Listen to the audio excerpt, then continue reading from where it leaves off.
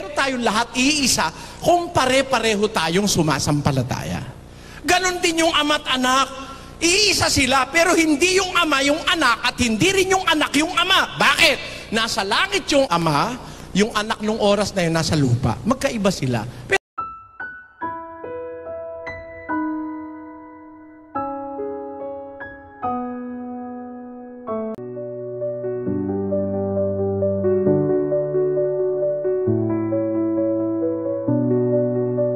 Salita ng Diyos at hindi mangyayaring sirain ang kasulatan. Sino sisira sa kasulatan?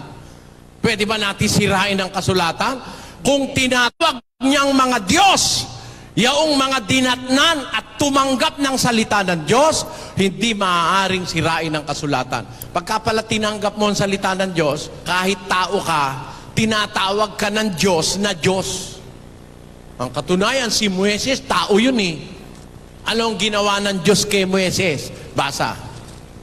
Exodo. At sinabi ng Panginoon kay Moises, tingnan mo, ginawa kitang Diyos kay Faraon, at si Aaron na iyong kapatid ay magiging iyong propeta. Mga kapatid, tanungin ko kayo pagka ba ang Diyos ang gagawa, tama ba ang gawa niya? Tama. Bago kayo sumagot, sipin niyo muna.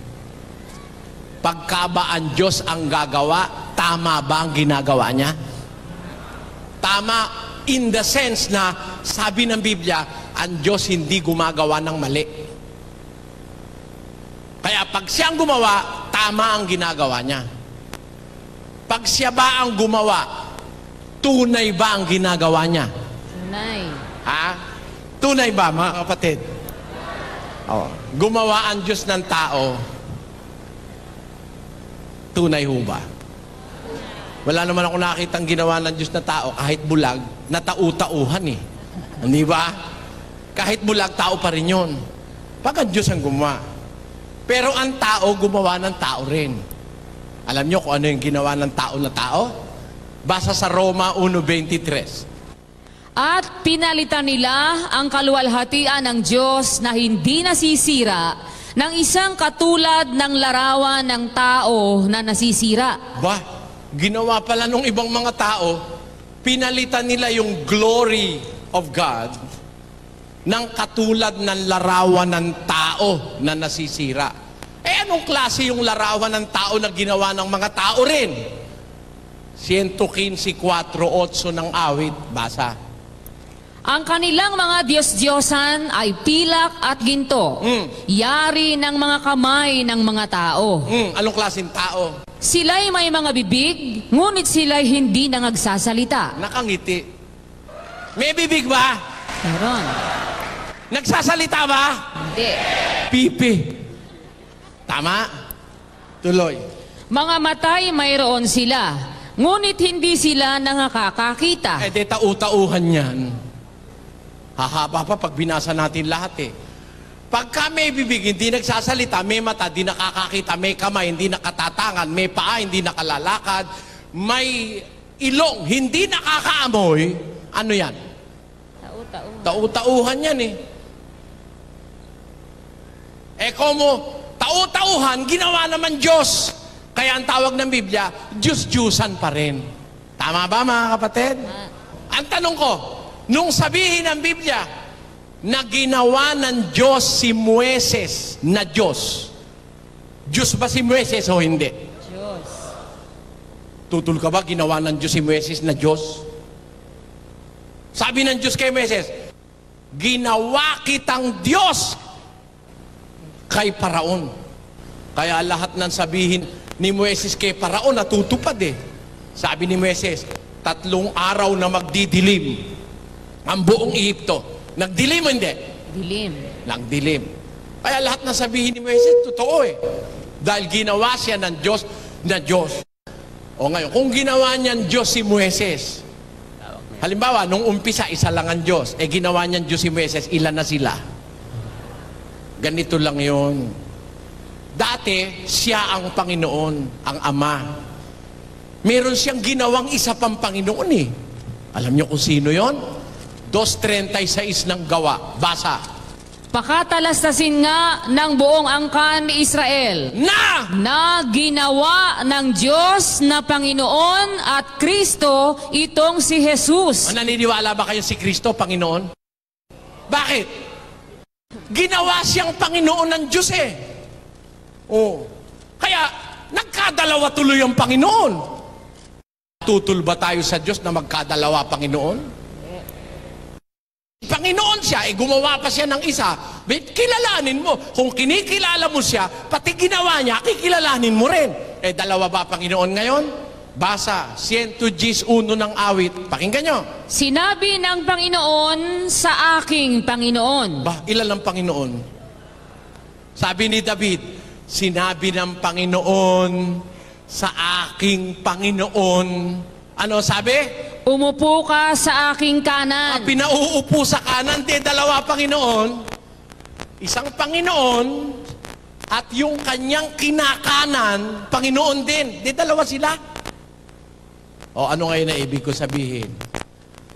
Sa tanong nung ating kapatid sa Bisaya, sa Gis 30 ng Juan, iisa lang ba ang Diyos? Ang sagot, marami. Ang Panginoon, marami rin. Si Kristo ay Panginoon, yung Ama niya ay Panginoon, si Kristo ay Diyos, yung Ama niya ay Diyos. Ngayon, ang tanong doon, alam ko kung ano ibig sabihin eh. Si Kristo rin ba ang Ama? Yun ang tanong doon eh. Hindi niya lang ma-express sa Tagalog eh. Kasi sabi ni Kristo, ako at ang Ama ay iisa. Ang paliwanag ng mga born again, pag binasa raw na ako at ang Ama iisa, si Kristo rin daw yung Ama. Mali yun. Sana ang sinabi niya, ako rin ang Ama. Sana ganon. Ang sabi niya, ako at ang Ama ay iisa. It doesn't follow when he said that I and my Father are one, it doesn't follow that he also is the Father and the Father is the Son. No. As the born again movements claim that the Father is also Christ and Christ is also the Father. That is not true. It's not true. The person of the Son is different from the person of the Father. Why? Let us ask the Bible. John 1:18. Sa 1:18 ng Juan, ganito po ating mababasa. Walang taong nakakita kailanman sa Diyos. Sino nakakita? Ang bugtong na Diyos na nasa sinapupunan ng Ama, siya ang nagpakilala sa Kanya. Ayan. Meron palang bugtong na Diyos, begotten God. Monogenes Theos sa Greek. Bugtong na Diyos. Sa ibang translation, isinali niyan bugtong na anak. Ano ba ibig sabihin ng bugtong? Sa Tagalog, kaisa-isa. Anong tawag kay Kristo? Bugtong na anak. Bugtong na Diyos. O di iba siya kaysa dun sa nanganak sa Kanya? Magkaiba yun. Si Jesus Christ is the begotten Son of God. And there is a God who have begotten Him. So, the person of the Father who begot Jesus Christ is different from the person of Jesus Christ whom He had begotten. Tama ba yun, mga kapatid? Magkaiba yun eh. Ang katunayang magkaiba, yung Ama at saka yung anak, nung bautismohan si Kristo sa Mateo 3:16, pakinggan niyo ang pangyayari. At nang mabautismohan si Jesus, pagdakay umahon sa tubig. Asan daw po si Jesus? Umahon sa tubig. Saan? Doon sa ilog ng Jordan. O ngayon, ano nangyari? At narito, nangabuksan sa kanya ang mga langit. At nakita niya ang Espiritu ng Diyos na bumababang tulad sa isang kalapati at lumalapag sa kanya. Iba pala yung Espiritu Santo. Dahil nung bautismohan si Jesus, yung anak ng Diyos, nasa ilog ng Jordan. Nakita niya nabuksan ng langit. Kumbaga, yung ibabaw ng bubong, nabuksan. Bumababa yung Espiritu Santo. Si Kristo rin ba yun? Hindi. Bumababa, lumalapag sa Kanya. Iba yung bumababa kaysa sa nilalapagan. Bumababa na ang eroplano sa airport. Pag sinabi mong yung airport, yun ang eroplano. Naintindihan niyo po? Si Kristo, iba dun sa Espiritu Santo. Nakita yung Espiritu Santo, bumababa, papunta sa Kanya. Ano pa sumunod? At narito, ang isang tinig na mula sa mga langit na nagsasabi, Saan naman galing yung tinig? Sa langit naman. Eh di wala sa pagitan ng langit at lupa, no? Yung isa nasa lupa, si Kristo yon, nasa ilog ng Jordan. Yung Espiritu Santo, nasa pagitan ng langit at lupa naman, dahil bumababa eh. Eh meron pala sa langit, nagsalita. Ano sabi nung nasa langit? ito ang sinisinta kong anak na siya kong lubos na kinalulugdan. Sino yung nasa langit? Yung may anak kay Kristo. Eh sino yun? Ama. Yun ang Ama. Hindi yung Ama nasa langit, yung Espiritu Santo nasa pagitan ng langit at lupa, at si Kristo nasa ilog ng Jordan. Siya rin ba yung Ama? Hindi. Eh sabi nung Ama, ito ang sinisinta kong anak. Sana kung siya rin yun, sasabihin nung Ama, ako rin yan. Naintindihan niyo mga kapatid? Anong katunayan? Yung salitang iisa, dun sa 10:30, ako at ang Ama ay iisa, hindi ibig sabihin nun eh. Siya rin yung Ama, siya rin yung anak, siya rin yung Espiritu Santo. Anong katunayan? 17:11 ni Juan. Pakinggan nyo. At wala na ako sa sanglibutan. Nananalangin po ang Kristo sa Ama. Sabi ni Kristo sa Ama, nandito siya sa lupa, nakatingala siya sa langit. Sabi niya, wala na ako sa sanlibutan. Ang mga ito, At ang mga ito nasa ay sanlibutan. Ako'y paririyan sa iyo, Amang Banal. Saan daw siya pupunta? Sa Ama. Aalis na siya sa sanlibutan. Pagkatapos niyang mamatay, alis na siya. Ako'y paririyan sa iyo, Amang Banal. Ingatan mo sila sa iyong pangalan. Yaong mga ibinigay mo sa akin upang sila'y maging isa na gaya naman natin. Di ba ganun na nakasulat sa Biblia? Paano ang pagiging isa ng Ama at ng Anak? Yung mga taong sumampalataya sa Kanya, sabi ni Kristo sa Ama, ingatan mo sila. Marami ba sila? Palagay mo, tayo yun. Kapatid, tayong dalawa. Nananalangin si Kristo. O tayo rito. Sabi ni Kristo, ingatan mo sila sa iyong pangalan. Yaong mga ibinigay mo sa akin. Sabi ni Kristo, upang sila'y maging isa. Gaya naman natin. Pwede pala tayong maging isa. Eh, kung ba tayo iisa? Ako ba ikaw at ikaw ba ako? Hindi. Sa amoy na amoy pa lang, iba na. Di ba ganon, kapatid? Oh. Sa buhok na buhok pa lang, iba na. Ano ibig ko sabihin? Pero iisa tayo. Pero iba ang person mo, iba ang person ko. Pero tayong lahat iisa kung pare-pareho tayong sumasampalataya. Ganon din yung ama at anak. Iisa sila, pero hindi yung ama yung anak at hindi rin yung anak yung ama. Bakit? Nasa langit yung ama, yung anak nung oras na yun nasa lupa. Magkaiba sila, pero iisa sila. Para tayo, iisa rin tayo. Pero ang suot mo, kapatid, puti. Di ba? Na merong guhit, stripe. Ako wala. Iba ako. Parang ganito. 19:5 ng Mateo. Basa. At sinabi, dahil dito'y iiwan ng lalaki ang kanyang ama at ina, at makikisama sa kanyang asawa. Ang dalawa? At ang dalawa ay magiging isang laman. Ilan daw po? Sa Biblia, ang isa, pwedeng marami. Pero iisa. Oh. Eh, yung mag-asawa nga, lalaki at babae. Hindi naman parehong lalaki yun eh, no? Lalaki at babae. Iiwan ng lalaki ang kanyang ama't ina, makikisama sa kanyang asawa. Ang dalawa, magiging isang laman. Tuloy! Kaya nga, Hindi na sila dalawa, kundi isang laman. Ilan na lang? Eh, ibig mo ba sabihin, yung lalaki, yun din yung babae dahil isa sila? Yeah. Isa sila dahil mag-asawa. Pero iba yung lalaki, iba yung babae. O, kita nyo na? Kaya yung Biblia, pag pinalagyan mo ng sarili mong interpretasyon, tiyak na tiyak magkakamali ka. Pero pabayaan mo ang Biblia ay magsalita para sa kanyang sarili.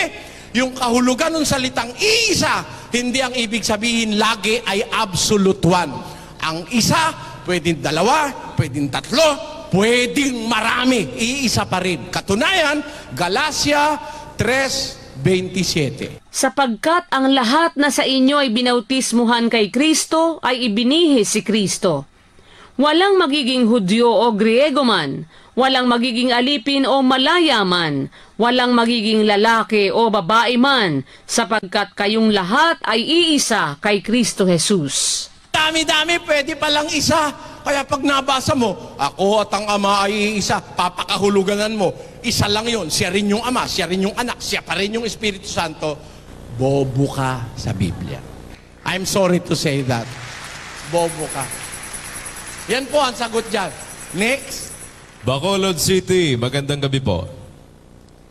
Kapatid na Eli. Ito po ang unang magtatanong, si Maria Rosie Mahabage. Sige po, kapatid. Ang tanong ko po ay ganito, ng Brother Eli, naniniwala po ba kayo sa destiny? Is it a matter of chance or a matter of choice? Ang Diyos po ba ang nagdedesisyon sa magiging kapalaran ng tao? Ganito po ang sagot dyan, kapatid. There are special persons or special creations. I say special because they are not the ordinary. Merong mga taong espesyal na may destiny. At yan po ay ang mga mangangaral. Preachers, the ones sent by God. Pag ang tao mangangaral, sugo ng Diyos, you have no other choice than to fulfill His will for you. Wala kang ibang magagawa kundi sumunod dahil ikaw ay kaya ginawa at nilikha para maging mangangaral. Pakinggan niyo ang batayan. Galacia 1:13. Sapagkat inyong nabalitaan ang aking pamumuhay ng nakaraang panahon sa relihiyon ng mga Hudyo, kung paanong aking inuusig na malabis at nilipol ang iglesia ng Diyos. Ang nagsasalita po rito si Pablo. Nung umpisa pala, inuusig niya iglesia ng Diyos. At ako'y nangunguna sa relihiyon ng mga Hudyo, nang higit kaysa marami sa aking mga kasinggulang, sa aking mga kababayan. Palibhasa'y totoong masikap ako sa mga salit-saling sabi ng aking mga magulang. Ngunit, nang magalingin ng Diyos na siyang sa akin ay nagbukod, buhat pa sa tiyan ng aking ina, at ako'y tawagin sa pamamagitan ng kanyang biyaya. Nakita niyo mga kababayan, wala palang choice si Pablo eh. Sa tiyan pa lang binukod na siya. At yung pagbubukod na yon, pinagtibay nung matanda na si Pablo, nung malaki na. 13:1 ng gawa. Basa. Sa iglesia nga na nasa Antioquia ay may mga propeta at mga guro. Si Bernabe at si Simeon na tinatawag na Niger, at si Lucio na taga Cirene, at si Manaes na kapatid sa gatas ni Herodes na tetrarka, at si Saulo. At nang sila ay nagsisipaglingkod sa Panginoon at nangagaayuno, ay sinabi ng Espiritu Santo, ibukod ninyo sa akin si Bernabe at si Saulo sa gawaing itinawag ko sa kanila. Ipinabubukod si Bernabe at si Saulo. Tingnan nga muna natin, sino ba itong Saulo na ito na ipinabubukod ng Espiritu Santo? 13:9 ng gawa. Datapwat si Saulo na tinatawag ding Pablo. Sino po si Saulo? Pablo. Si Pablo. Si Pablo pala binubukod na mula pa sa tiyan. Nung lumaki na, lalo pa siyang ibinukod. So walang choice si Pablo. Yun ang sinasabi kong special person, mga mangangaral na you cannot choose for yourself. Ang Diyos ang pumili sa'yo. Katunayan nun, si isa pang mangangaral, si Jeremias. 1:5 naman ni Jeremias. Pakinggan niyo. Bago kita inanyuan sa tiyan, ay nakilala kita. At bago ka lumabas sa bahay bata, ay pinapaging banal kita. Inihalal kitang propeta sa mga bansa. Tama po ba, sabi ko? Pag pala mangangaral, nasa tiyan pa lang. Dito nga, mas grabe. Si Pablo, ibinukod mula sa tiyan ng nanay niya. Ito, wala pa sa tiyan Naniwala kayo ron? Po. Bago kita inanyuan sa tiyan. Wala pa sa tiyan. Asan pa? Pakinggan nyo, may sagot ang Biblia kung asan. Wala pa sa tiyan Hebreo 7:5. At katotohanan, ang mga sa anak ni Levi na nagsisitanggap ng katungkulang saserdote ay mayroong utos na kumuha ng 10 bahagi sa bayan ayon sa kautusan. Sa makatwid ay sa kanilang mga kapatid. Magamat ang mga ito ay nagsilabas sa mga balakang ni Abraham. Saan daw po nang gagaling ang tao? Sa balakang ng tatay. Sa lalaki nag-uumpisa ang tao eh. Nag-i-impregnate yung sperm cell o yung punlay ng lalaki dun sa egg cell ng babae. Kaya ang choice sa pagiging mangangaral ni Jeremias, sa tatay niya pa lang. Alam niyo po, ganito kasi yan eh. Let us speak of a little science. Ang siyensya po ganito. Tuwing lalabasan ng punlay ang lalaki, umaabot mula sa 5 milyon hanggang 10 milyon ang sperm cell. Bawat isa po doon may identity. Bawat isa ron. Isang tao yon, iba dun sa isa. Halimbawa, nilabasan yung lalaki ng punlay, maraming tao yun. Palagay mo na lang, 5 milyon na nga. Pero, dun sa 5 milyon na yon, may pinili na ang Diyos na isang sperm cell na bubuo sa katauhan ni Jeremias.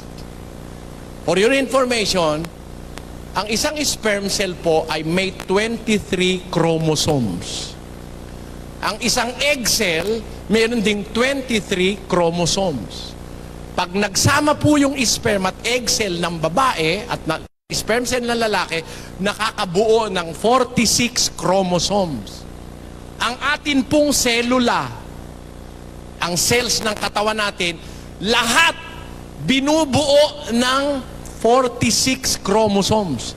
Cells ng tenga, ng mata, ng ilong, lahat ng cells. Ang 23 lang yung sperm cell. Kaya 23, magsasama yung sperm cell at saka yung egg cell ng babae para makabuo ng isang cell, which is 23 plus 23, 46. Doon nag-uumpisa ang identity ng isang tao. Nag-umpisa ang pagpili kay Jeremias, hindi sa tiyan. Sa balakang pa lang ng tatay niya. It was willed by God that Jeremiah be a prophet unto many nations. Ano po ibig ko sabihin? Totoo ba raw ang destiny? Totoo po yun in essence sa mangangaral. Pero yung mga ordinaryong tao na hindi naman mangangaral, hindi naman mga leader ng pananampalataya, ikaw po ay binibigyan ng Diyos ng karapatang mamili ng iyong destiny. Basahin natin ang Kawikaan, Kapitulo 16. Ang puso ng tao ay kumakatha ng kanyang lakad, ngunit ang Panginoon ang nagtutuwid ng kanyang mga hakbang. Heart of a man deviseth his way, but the Lord directed his path.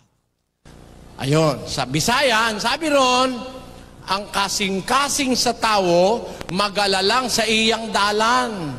Apan ang Ginoo, nagamando sa iyang mga lakang. Kita nyo? Sa Kastila, el corazón del hombre piensa su camino, mas el Señor enderaza sus pasos. Ang tao po, meron tayong pagpili. Pwede kang mamili. Gusto mo maging abogado? Meron tayong free will eh. O should I say, meron kayong free will. Hindi yata ako kasali ron eh. Hindi ba mga kapatid? Ano? Ang tao may free will. Pwede kayong mamili. Gusto mo maging abogado? Pwede. Gusto mo maging doktor? Pwede rin. Kahit ano gusto mo, pwede. Gusto mo nga maging masama? Pwede rin eh. Pwede ba o hindi? 22:11 ng Apokalipsis. Basahin natin. Ang liko ay bayaang magpakaliko pa. Oh. At ang marumi ay bayaang magpakarumi pa. At ang matuwid ay bayaang magpakatuwid pa. Pwede ka bang magpakaliko? Sabi ng Diyos eh, he that is unjust, let him be unjust still. He that is filthy, let him be filthy still. He that is righteous, let him be righteous still. And he that is holy, let him be holy still. Amen? Amen. Pwede ka mamili. Gusto mo ngayong araw kumain ka ng lechon? Pwede. Gusto mo araw-araw kumain ng lechon, lalo na kung may pera ka? Pwede. Tandaan mo lang na ang lechon nakakapagpabata. Diba? Siguro, pagkaraan ng ilang taon, patay kang bata ka. Kasi, hindi ka natatanda pag puro lechon ang kinakain mo. Ganun yun. Nakakapamili ang tao mga kapatid. Tama po ba ako? Hindi. Pag hindi ako tama, sumigaw kayo dyan. Kontestahin nyo. Bigyan ka namin ng oras, huwag ka lang mambabastos. Di ba? Wala lang bastusan. Wala lang gulo, wala lang away. Okay naman, ako naman okay. At ako hindi naman ako duwag. Sa palagay ko, hindi ako duwag Kasi kung duwag ako, di ako lalabas di ba, no? Lumalabas naman ako di ba? Kahit nga pinagbabantaan ako, lumalabas pa rin ako Dahil naniniwala ako, tungkulin ko sa Diyos at sa kapwa, lumabas para magpahayag ng katotohanan ng nasa Biblia. Kaya, ang sagot natin dun sa tanong, ang tao ba may destiny? Meron lang pong mga taong may destiny talaga. Whether you like it or not, you're going to fulfill that destiny that was given to you by God. But, merong mga tao na pwede kang mamili. Gusto mong magmangangaral, pwede. Gusto mo namang maging tagapakinig lang, pwede. Pero pwede namang, gusto mong tumaas ang ang tungkulin mo, mas malaki ang tungkulin mo, pwede rin 12:31 ng unang Korinto. Pakilagay sa screen. Datapwat maningas ninyong nasain ang lalong dakilang mga kaloob. Pwede ka naman palang magnasa ng mas dakilang kaloob Pwede naman Gusto, janitor ka ngayon? Magnasa ka. Pwede kang maging manager. Ang dai ko ng kilalang janitor na naging manager. Pero meron naman janitor, maligaya na siya sa pagka-janitor. Yung janitor dun sa eskwela namin, dun sa Tatalon Elementary School nung araw, namatay siya, janitor Hindi na siya umasenso. Kasi kontento na siya ron Okay naman yun Kung gusto mo matay na janitor o Metro 8, pwede. Ang tao po nakakapamili, mga kapatid. Yan ang sagot ng Biblia. Nakakapamili ang tao sa kanyang dapat na maging buhay. Tama na yung sagot na yun. Baka kung saan tayo mapunta, Next. Hong Kong, magandang gabi po. Hello, Brother. Magandang gabi po, Brother. Magandang gabi po. Narito na magtatanong. Unahin na po natin si Romy Levidan, isa pong born-again Christian. Narito po siya. So, Brother Eddie, ang tanong ko po is kung paano mo malalaman ng isang tao, kung paano nangungusap si Lord na kung anong tungkulin na gagampanan niya sa gawain ng Panginoon. Unang-una, ang tungkulin sa Diyos nag-uumpisa sa primary Ang pangunahing tungkulin ng tao, fundamental yun sa lahat ng tao, 12:13 ng Ecclesiastes. Pakinggan nyo. Ito ang wakas ng bagay. Lahat ay narinig.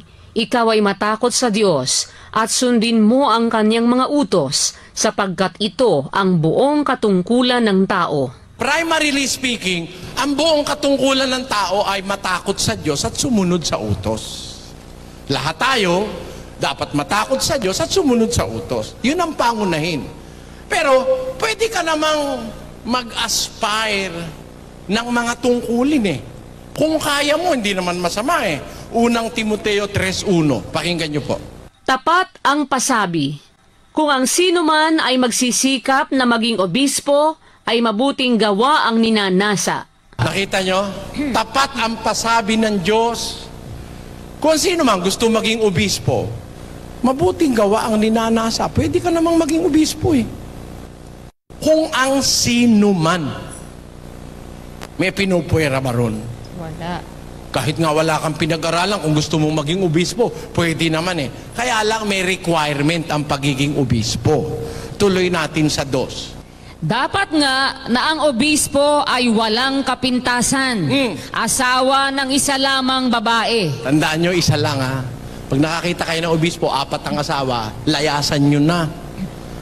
Dapat isa lang.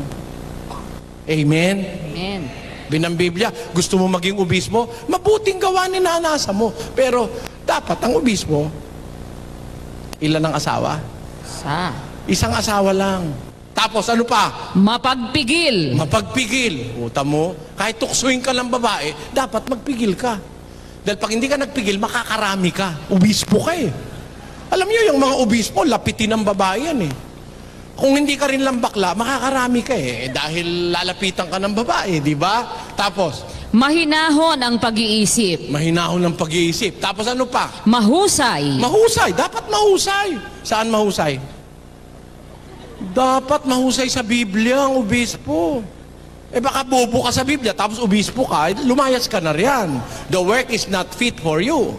Dapat mahusay. Ano pa? Mapagpatuloy. Mapagpatuloy. Saan mapagpatuloy? Mapagpatuloy sa paggawa ng kabutihan. Mapagpatuloy sa tungkulin. Mapagpatuloy sa obligasyon. Hindi pa hinto-hinto. Tuloy. Sapat na makapagturo. Sapat na makapagturo. Kailangan, sapat ka makapagturo. Kahit sino magtanong, kaya mong turuan. Eh baka mamaya, hindi ka competent. May nagtatanong, di mo alam ang sagot. Lumayas ka na. Step down. Ang tagapagturo, dapat sapat.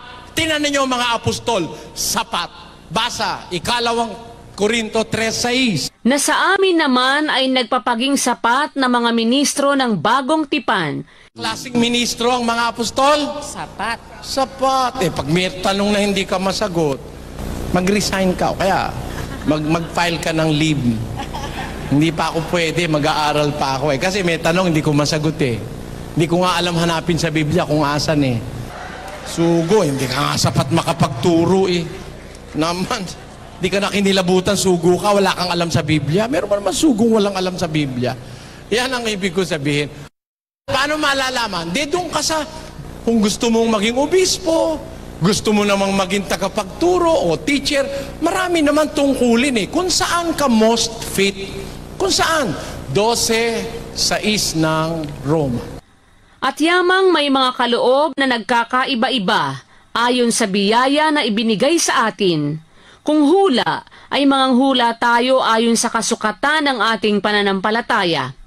O kung ministeryo, ay gamitin natin ang ating sarili sa ating ministeryo.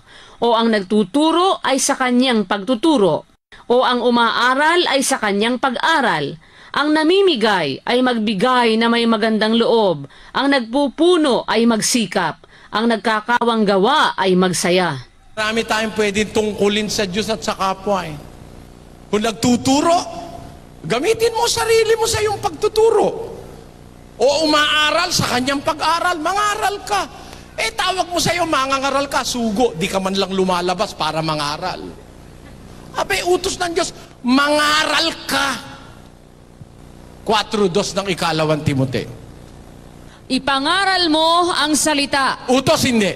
Utos. Kung mangangaral ka. Tapos, Magsikap ka sa kapanahunan at sa di kapanahunan. dapat ba magsikap kang mangaral? Kaya panahon, kaya hindi panahon, mangaral ka. Ako, kanina pa ako naiihi eh. Eh kung gumaganap ako ng tungkulin ko, di man pwede sandali lang ho, mga kababae, may I go out. Mangaral ka sa kapanahunan at sa hindi kapanahunan. Ano pa? Sumawata ka. Sumawata ka. Sumaway ka. Mangaral ka na may buong pagpapahinuhod at pagtuturo. Utos yan eh. Kaya kung mangangaral ka, susunod ka dyan. Amen? Naintindihan niyo po mga kapatid? Marami pong tungkulin. Pag mangangaral ka, tumalaga ka. Magsikap ka. Kapanahunan man, di man kapanahunan, magsikap ka. Pwede tayong mamili ng paraan ng paglilingkod sa Diyos kung saan talaga tayo nakalaga. Halimbawa, mayaman ka naman, yun ikaw nagbibigay. Magbigay ng magandang loob. Huwag ka naman maramot. Kaya nga inilagay ka ng Diyos tagapagbigay. Di magbigay ka. Mayaman ka naman eh. Huwag kang paparito sa ibang mayaman, ang dadamot. Ha? Magbigay ka, nasa Biblia yun eh. Pakinggan nyo ha. 1 Timoteo 6:17, ganito ating mababasa. Ang mayayaman sa sanglibutang ito ay pagbilinan mo. Na ano? Na huwag magsipagmataas ng pag-iisip at huwag umasa sa mga kayamanang di nananatili. Kundi sa Diyos na siyang nagbibigay sa ating sagana ng lahat ng mga bagay upang ating ikagalak. Na sila'y magsigawa ng mabuti, na sila'y magsiyaman sa mabuting gawa, Oh. na sila'y maging handa sa pamimigay, maibigin sa pamamahagi. Nakita nyo sa mayaman, maging handa ka sa pamimigay, maibigin ka sa pamamahagi. Gusto mo yan ang tungkulin mo? Maganda yan, kapatid. Ha? Mayaman ka. Sabi ng Diyos, maging handa ka sa pamimigay, maibigin ka sa pamamahagi. Aba, magbigay ka na magbigay. Kaya nga dinamihan ng Diyos ang pera mo para may maibigay ka. Pag ipinagdamot mo yan, baka mawala yan. Magkasakit ka lang, todas yan. Dialysis na dialysis pa lang, 3,000 isang dialysis, 4 na beses sa linggo. O kita mo, alin gusto mo? Nagbibigay ka sa dukha o nagpapadialysis ka? Yan ang ibig sabihin. Okay na ba yung tagot ko, mga kapatid? Tama ba sagot ko? Tama. Pag sinabi niyong mali, halika rito, uusap tayo rito. Sino nagsasabing mali? Dito kayo sa harap, pag-usapan natin. Tandaan nyo, ako'y hindi sumasagot ng mali. Gusto ko, ang sagot ko, nasa Biblia. Tama yung lagi. Nick, kapatid na Josel. Sa Taytay Rizal naman po tayo. Magandang gabi po. Josel ay si Mr. Oliver Joka, Catholic. Ito po. Ito, Brother Lee. Mga propeta po na sumulat sa Biblia. Puro po ba katotohanan ng mga sinulat nila ron? At ano po ang katunayan? Yung mga propetang nagsulat sa Biblia, puro katotohanan bang isinulat nila at ano ang katunayan? Yun po ba ang tanong? Opo. Ayun. Tandaan mo, kapatid, yung mga propetang nagsulat sa Biblia, yung nasa Biblia ngayon, mula kay propeta Moises, hanggang sa kahuli-hulihang propeta, diyan sa nababasa mo sa Biblia, si Malakias, tapos marami pang iba. Siyempre, ang sinulat nun, totoo lang. Bagaman meron ding mga propetang nagsasabi ng kasinungalingan, nagsasabi ng hindi totoo, malalaman mo naman kung totoo kung hindi totoo Pero yung mga propetang inutusan ng Diyos magsulat sa Biblia, lahat ng sinasabi nila dyan, totoo. Halimbawa, yung isa nagsinungaling, sinulat. Nagsinungaling si ganon. Totoo yun. Totoong nagsinungaling si ganon. Lahat ng impormasyong sinabi ng mga propeta, totoo. Alam mo kung bakit?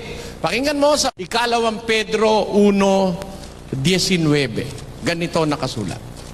At kami ay mayroong lalong panatag na salita ng hula, na mabuti ang inyong ginagawa kung ito'y inyong sinusundan, na gaya ng sa isang ilawang lumiliwanag sa isang dakong madilim, hanggang sa pagbubukang liwayway. At ang tala sa umaga ay sumilang sa inyong mga puso. Na maalaman muna ito, na alinmang hula ng kasulatan ay hindi nagbuhat sa sariling pagpapaliwanag. Sapagkat hindi sa kalooban ng tao dumating ang hula kailanman, kundi ang mga tao ay nagsalita buhat sa Diyos na nangaudyukan ng Espiritu Santo. Paano magiging mali yung sinabi ng mga propeta? Ang hula ng kasulatan, hindi nagbuhat sa sariling pagpapaliwanag ng mga propeta o ng tao, kundi ang tao nagsasalitang buhat sa Diyos na nauudyukan ng Espiritu Santo. At ako'y nakahandang sa tulong ng Diyos panindiganan na lahat ng sinabi ng mga propeta, totoo. Pakinggan nyo, babasa ako ng sabi ng isang propeta ng Diyos, Daniel 12:4,9 hanggang 10. Ang sabi ni propeta Daniel, ganito nakasulat. Ngunit ikaw, O Daniel, isara mo ang mga salita at atakan mo ang aklat hanggang sa panahon ng kawakasan. Ano raw mangyayari sa panahon ng kawakasan? Marami ang tatakbo ng paro't parito at ang kaalaman ay lalago. Totoo ba o hindi? Oo. Ang kaalaman lalago Tinan mo nga ngayon, nandito tayo sa PICC, naririnig tayo sa buong mundo. Dati naman hindi pwede yun Di ba ganun yun, mga kapatid? Ang kaalaman lalago, kaya nga malagong-malago ang kaalaman. Nagsasalita ako sa PICC, nakakapagtanong ang Tacloban. Kaya yun sabi kay Propeta Daniel, ang kaalaman lalago, technology, science, knowledge shall be increased. Totoo O ano ngayon ang tutol natin? Bago nangyari, nakasulat na. Biro mo, nung isulat yan ni Propeta Daniel, halos magta-3,000 taon na ngayon. Wala pa si Kristo, sinulat yan na sa panahon ng kawakasan, ang kaalaman ay lalago. Tayo ngayon ang saksi. Lumago naman talaga ang kaalaman, di ba mga kapatid? So, ang sinasabi ng mga propeta, totoo. Yun po yan. Ano pa ang sabi niya? Sa 9. At sinabi niya, yumaon ka ng iyong laka, Daniel, sapagkat ang mga salita ay nasarahan at natatakan hanggang sa panahon ng kawakasan. Marami ang lilinisin at papuputiin at dadalisayin, ngunit ang masasama ay gagawa na may kasamaan at wala sa masasama na makakaunawa. Ngunit silang pantas ay mga kakaunawa. Kanyo, maraming lilinisin sa panahon ng kawakasan. Alam nyo, ito ang nabasa ko na nagpatibay sa akin na hindi totoong matutuloy ang nuclear war. Kasi pag natuloy ang nuclear war, kukunti na lang matitirang tao dito sabi, sa panahon ng kawakasan, bago dumating ang Panginoon at magwakas ang lahat ng bagay, marami ang lilinisin. Marami ang papuputiin. Marami palang marumi ngayon. Marumi, no? Ginagamit naman yung salitang lilinisin pag marumi, hindi ba? Talaga ngayon, maraming lilinisin. Ngayong panahon ito ng kawakasan, maraming lilinisin, maraming papuputiin, maraming dadalisain. Ngunit, wala sa masasama na makakaunawa. Silang pantas ay makakaunawa. Sa panahon din pala ng kawakasan, may mga pantas na makakaunawa nung salita ng Diyos. Ano pakiramdam nyo? May nakakaunawa ba ngayon ng salita ng Diyos, mga kapatid? Ako palagay ko meron Kaya totoo, 100% ang sinasabi at isinulat ng mga propeta. Yun po sagot natin. Okay na? Okay na po. Singapore po muna tayo. Singapore. Good evening po, Singapore. Hello po, ako, kapatid ni Josel. Meron po tayong isang bisita rito na under indoctrination. Narito po siya at kayo magtatanong. Ito po, kapatid na Peter. Ito po, magandang gabi po. Sige po. Tanong ko lang po yung ayon po kasi sa John chapter 1 verse 18, ang bugtong na anak daw po ay galing sa sinapupunan ng Ama. So nangangahulugan po ba na si Jesus hindi galing sa kanyang ina? Maganda yung tanong. Basahin natin ang Juan 1:18.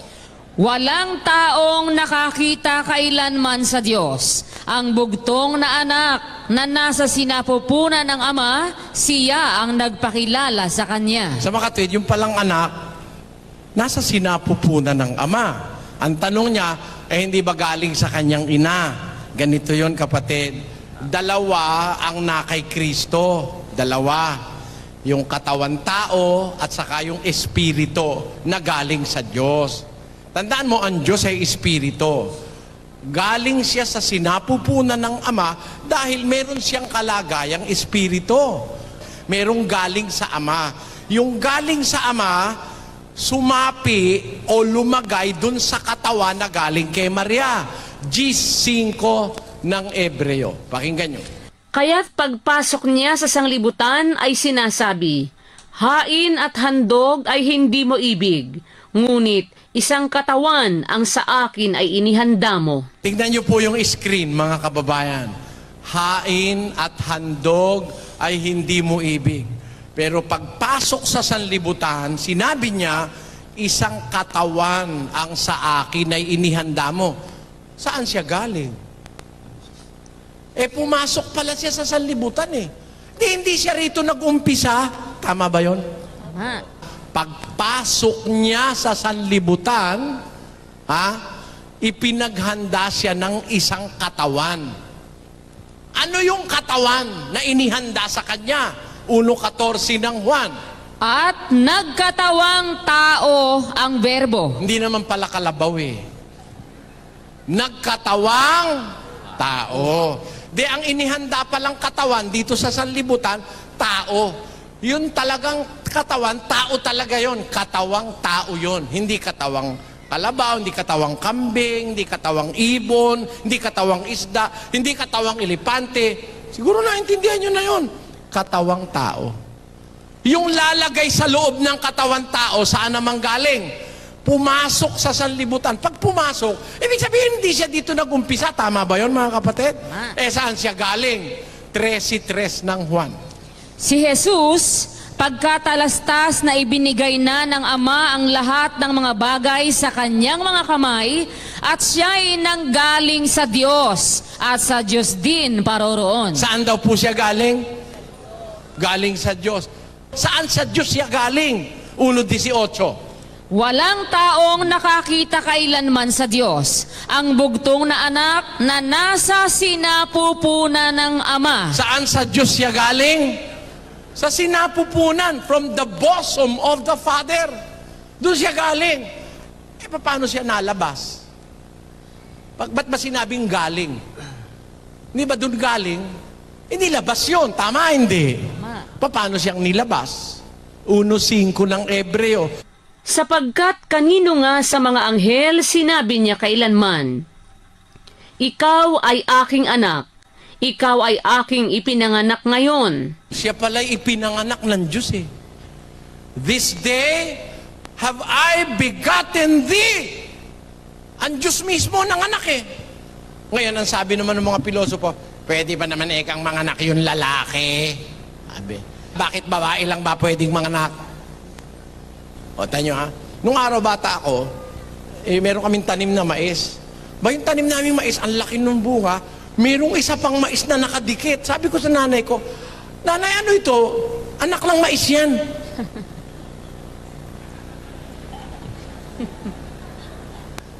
Nakakita na kayo ng anak ng mais? Napaka-inosente mo naman pag hindi mo alam na may anak ang mais. Yung bang mais na yun, babae?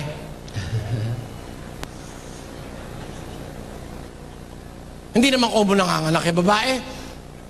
At hindi naman kung ang lalaki hindi na pwedeng manganak. Alam nyo ba yung seahorse? Yung seahorse.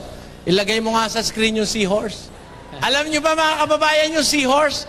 Sa seahorse, lalaki ang nanganganak. Tanyo? Akala kasi ng tao, lahat ng isda sa tubig na bubuhay. Mali. Merong mga bagay na extra na nilalangan Diyos.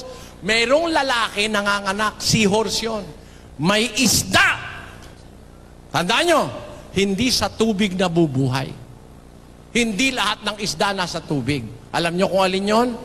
Dala mo ba dyan? Seahorse muna. Basahin natin seahorse, Brother Josel. Seahorse. Any of a number of small fishes of the same family as the pipefish. The name is derived from the resemblance of the head to that of a horse. It has long, tubular jaws, much like a snout. The body is compressed with an elongated tail, and the integument or external covering is a series of large, rectangular bony plates with a series of spines and projections along the lines of juncture. These spines, together with the divided streamer-like fins of some species, give them a strong resemblance to the seaweeds among which they live. About 30 species are found in various warm and temperate seas. All keep near the shore, often developing in brackish water.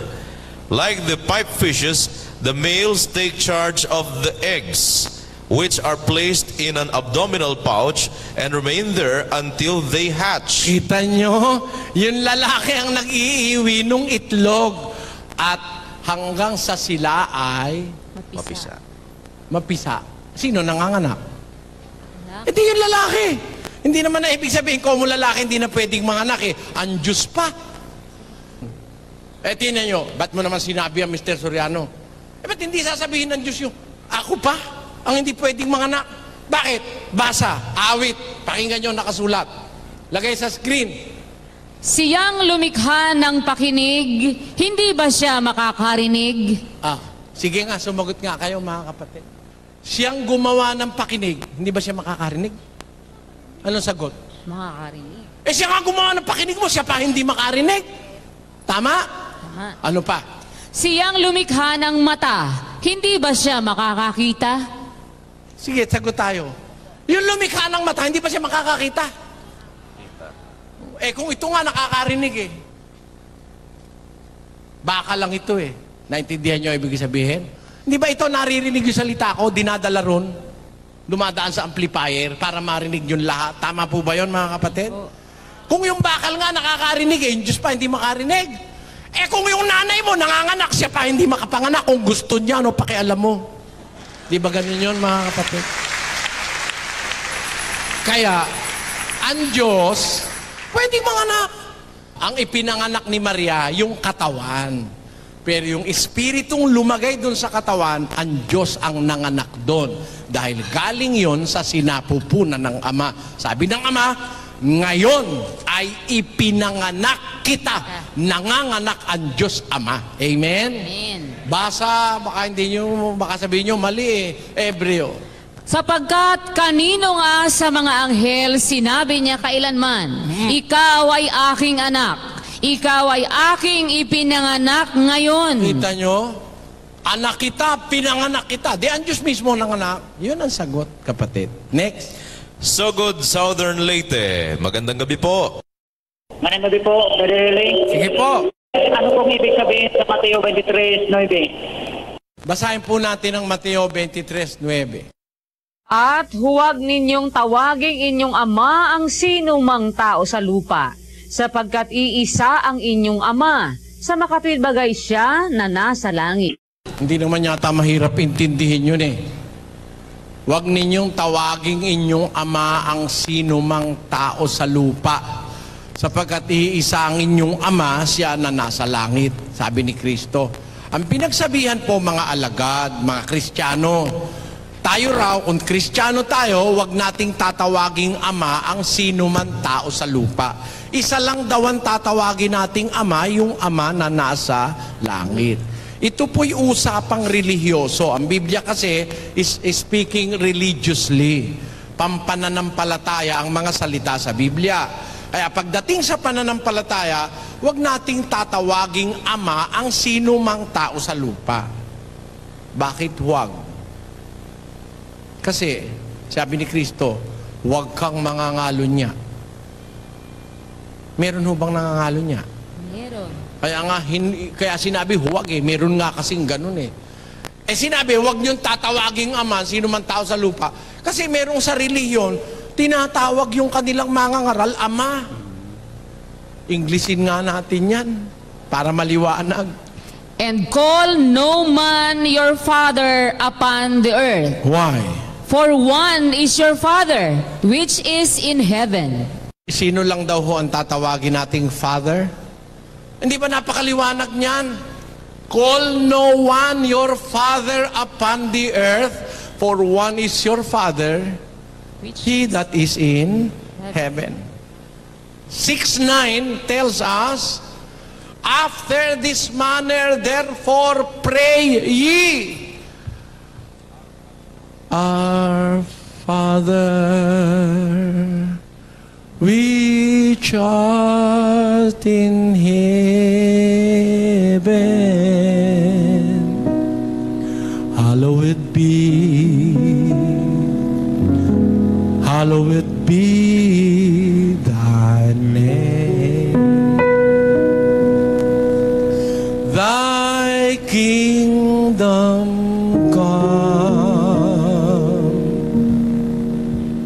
Thy will be done in earth as it is in heaven.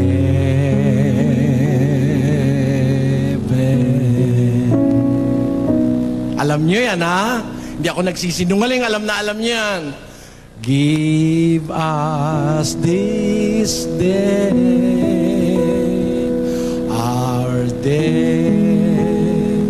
our daily bread,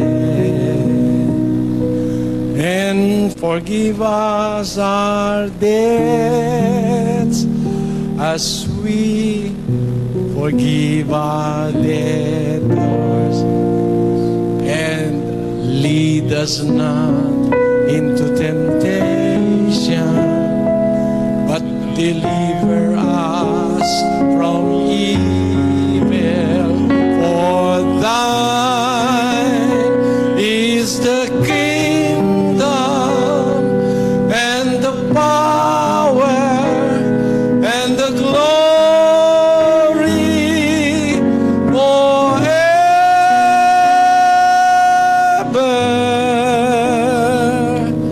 Amen.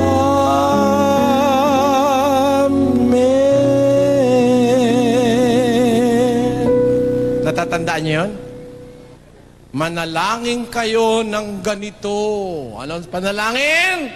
Ama na. Ama namin! Huwag niyong tawagin inyong ama ang sinumang tao sa lupa. Di ba kayo natatakot kay Kristo, mga kapatid? Father ka ng father. Ang masama, hindi lang basta father eh. Dinagdagan pa. Reverend Father. Yung iba hindi pa kontento sa Reverend. Nilagay pa, Most Reverend Father. Eh yung Ama sa Langit, ang tawag mo lang pag nananalangin ka, Our Father. Walang most, walang more, walang most, walang Reverend, walang kahit ano. Walang natira sa Kanya. Bakit? Lahat ng adjective at adverb in the superlative degree ginamit mo na dito sa nasa lupa. Most Holy Father. What is left for the Father in heaven? Wala na. Direktang labag kay Kristo yan. Ang ibig sabihin ng Mateo 23:9, pagdating sa pananampalataya, hindi tumatawag ang Kristiyano ng Ama sa kanino mang tao sa lupa. Amen! Amen! Bawal ni Kristo yan eh. Ang pinag-uukulan ng salitang Father, yung Ama lang, kung anak ka ng Diyos. Ngayon, pag ang tinatawag mong Father yung tao, siguro tatay mo yun. Dalawa lang ang dapat nating makilalang Ama, pero isa lang ang dapat nating tawaging Father pagdating sa relihiyon. Ang isang Ama natin, yung Ama ng ating laman. Our biological Father or our Father in the flesh. Isa pa, yung Amang nasa langit na siyang Ama ng ating espiritu. Yun lang ang kinikilala kong Ama. Ama sa langit at nasa langit, at yung Ama na Ama ng aking laman. Pero ang tinatawag ko lang na Ama, yung Ama sa langit. Yung salita kasing Ama, mga kababayan, yun ang pangalan ng makapangyarihan sa lahat. Pangalang walang hanggan. 63:16. Sapagkat ikaw ay aming Ama, bagaman hindi kami kinilala ni Abraham at hindi kami kilala ng Israel. Ikaw, O Panginoon, ay aming Ama, aming manunubos, na mula sa walang pasimula ay siya mong pangalan. Yan, huwag mo alisin sa screen. Ikaw ay aming Ama, aming manunubos, na mula nang walang pasimula, siya mong pangalan. Yung pala pangalan niya eh. Kaya bawal itawag yun sa iba, sa tao sa lupa. Kasi yun ang pangalan niya. That is His everlasting name. He's our Father. From everlasting is thy name. Yun ang pangalan ng Ama. Eh, merong mga tao hindi kumikilala ron eh. Ayaw nilang kilalanin yung pangalang Ama. 63:16 yan, ano? Ilagay mo nga sa 19. Kami ay naging gaya ng hindi mga pinagpunuan kailanman, gaya ng hindi nangatawag sa iyong pangalan. Kita nyo, merong mga tao hindi natawag sa pangalan ng Ama eh. Ha? Dapat ang tatawagin nating Ama, yung Ama sa langit. Next! Hello po, Muñoz. Magandang gabi po, Brad Josel. Ang una pong magtatanong ay si kapatid na Amado Bixese, isa pong nagsusuri. Gusto ko pong malaman kung bakit po nawawala sa Biblia ang Matthew 23:14 at saka 17:21. 23:14 ng Matthew at saka 17:21. 17:21. Anong tanong? Bakit nawawala? Hindi po nawawala, nandyan po.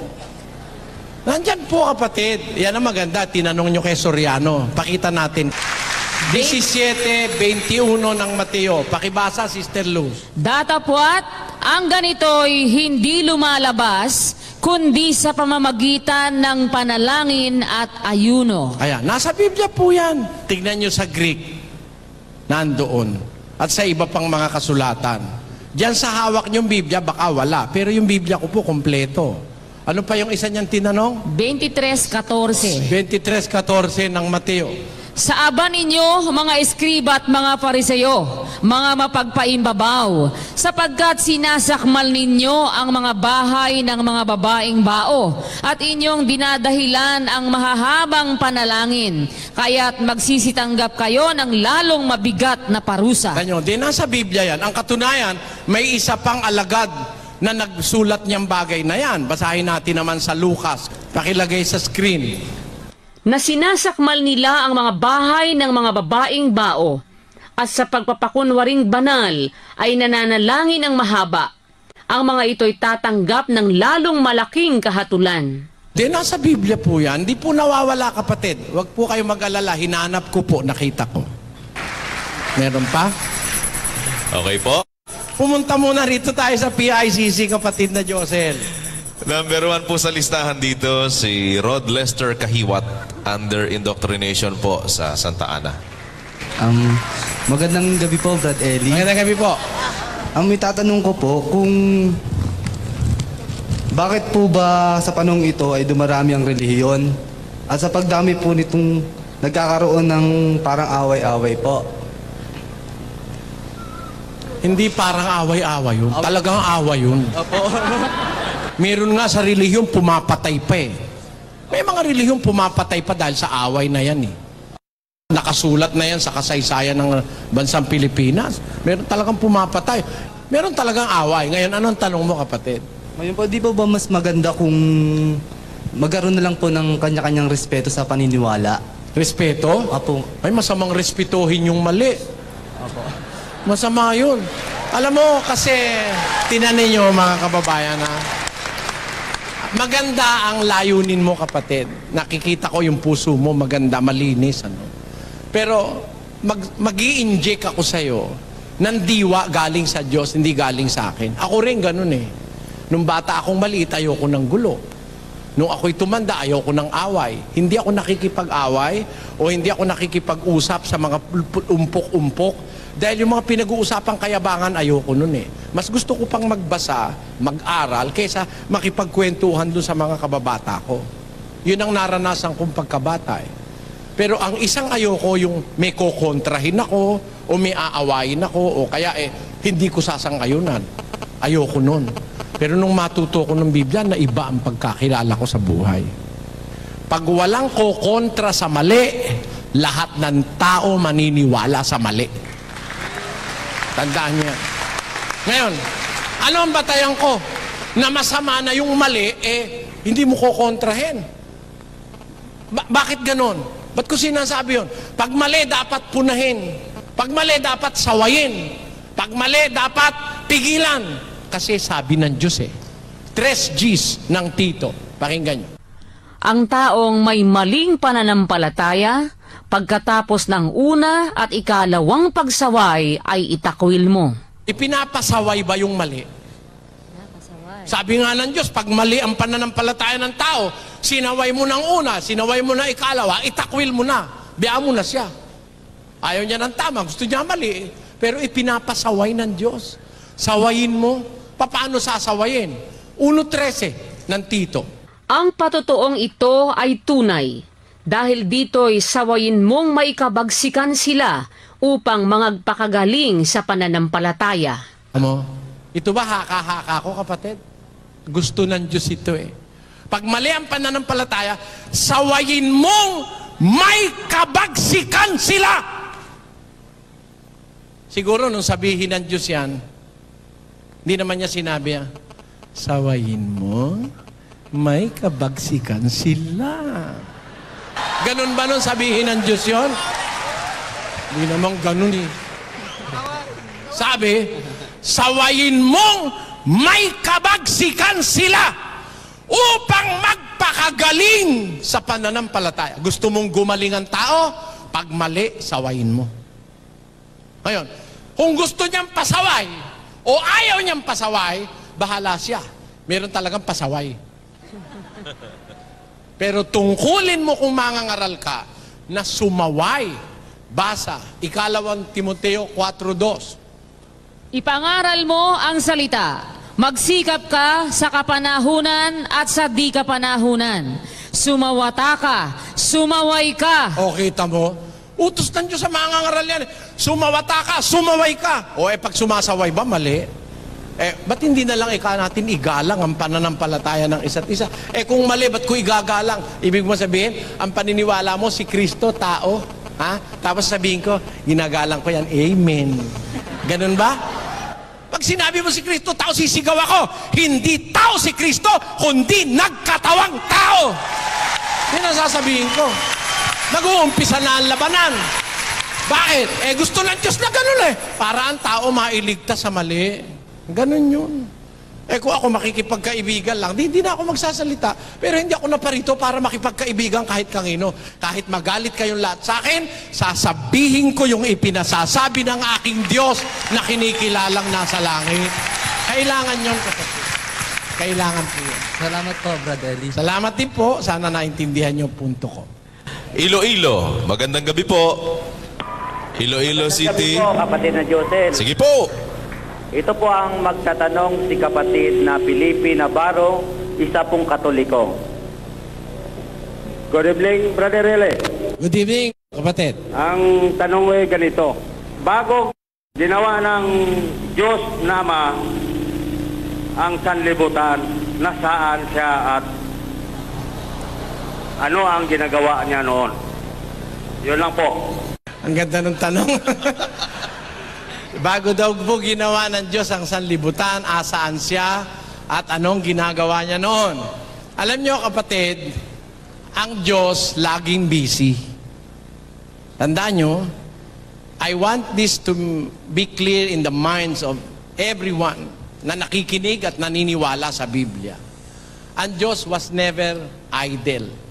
Hindi siya kailanman nagbulakbol, hindi siya kailanman huminto, hindi siya kailanman tumigil, kundi mula nung una gumagawa na siya hanggang ngayon. 5:17. Datapwat sinagot sila ni Jesus, hanggang ngayon gumagawa ang aking Ama at ako'y gumagawa. Lagi pala silang gumagawa ng Ama At ang bahagi ng kanilang gawa ay nung gawain nila ang langit at lupa. Pero bago ginawa ang langit at lupa, meron pa siyang ginagawa Pakinggan nyo, 8:22 ng Kawikaan, ganito nakasulat.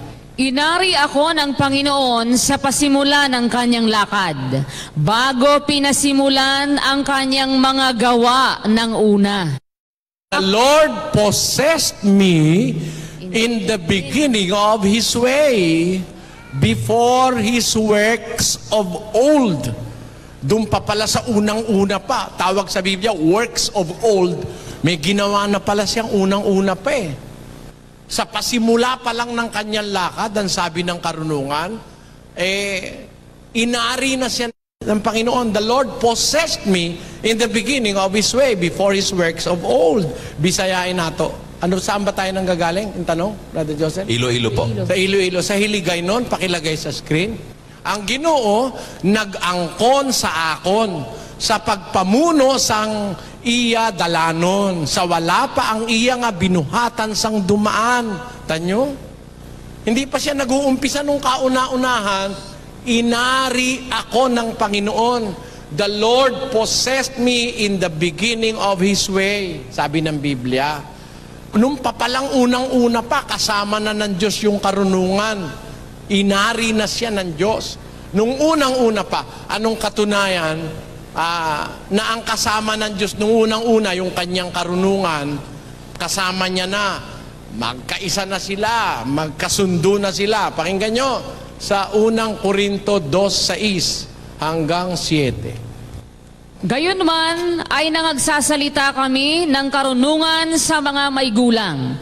Bagaman hindi ng karunungan sa sanglibutang ito o ng mga may kapangyarihan sa sanglibutang ito, na ang mga ito'y nangauuwi sa wala, kundi sinasalita namin ang karunungan ng Diyos sa hiwaga.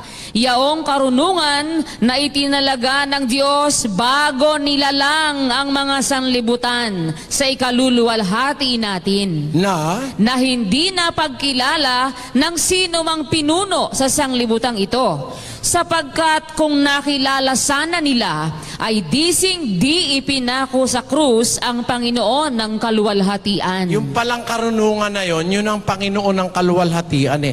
Kasama na ng Ama yun nung umpisa. Umpisang-umpisa pa lang ng lakad niya, ay magkasama na sila. Asan sila? Yung Ama at saka yung karunungan na siyang Panginoon ng kaluwalhatian. Ang totoo po, yung karunungan na yun, si Kristo yun eh. Kasama na ng Ama mula pa ng umpisang-umpisa. Basahin natin ang 1:24 ng unang Korinto. Ngunit sa kanila na mga tinawag, maging mga Hudyo at mga Griego, si Kristo ang kapangyarihan ng Diyos at ang karunungan ng Diyos. Tingnan nyo? Christ is the wisdom of God and the power of God. Kasama na niya Kristo. Nung pang-unang-unang pampasimula, bago nila lang ang kanyang mga gawa ng una. Asan sila? Asan sila nung Ama? Ang Kristo at yung Ama. Saan sila nung unang-una pa? 8:31. Na nagagalak sa kanyang tinatahanang lupa. Ayun, Englishin natin. Rejoicing in the habitable part of His earth. Hiligay nun natin basahin. Nga nagakasadya sa iya duta, nga sarang mapuyan kag ang akon kalipay. Sabi niya, na nagagalak na lagi sa kanyang tinatahanang lupa, rejoicing in the habitable part of His earth. Meron palang lupa o earth ang Diyos. Kanya yon. Nandun po siya sa kanyang tinatahanang lupa. Hindi po itong lupang ito yon. Dahil hindi pa nga nayayari itong lupang ito eh. Nandun na siya sa kanyang tinatahanang lupa. Nandun po siya, kapatid. Okay na po?